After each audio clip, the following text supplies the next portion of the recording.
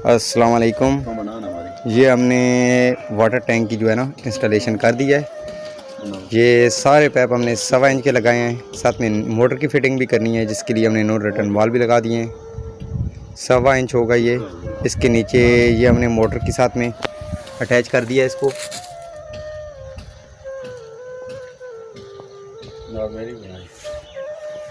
ये मोटर को पानी इन कर रहा है इंची का। इसके ये ऊपर टी हमने लगा दिए ताकि एक इजाफी पॉइंट भी हमें चाहिए हो तो वो मिल सकता है। इसके नीचे अभी ये जो हमने जगह छोड़ दी है, यहाँ पे अभी हमने 40 mm का पाइप लेके चलाना है। सारा का सारा काम जीआई में किया है ताकि कल कभी यूनियन जो है ना वो खोलने में हमें मसला ना करें।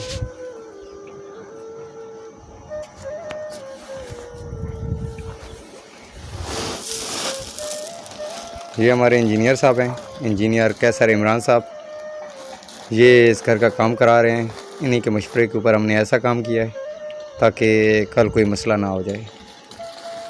यहाँ पे एयर लगा देंगे क्योंकि ऑलरेडी हमने नो रिटर्न वाल लगाई हुई हैं। नो रिटर्न वाल हमारी लगी हुई हैं ताकि मोटर भी चालू रहे और साथ में ऊपर से भी वाल हमें बंद ना करने पड़े ताकि डबल प्रेशर बनता रहे।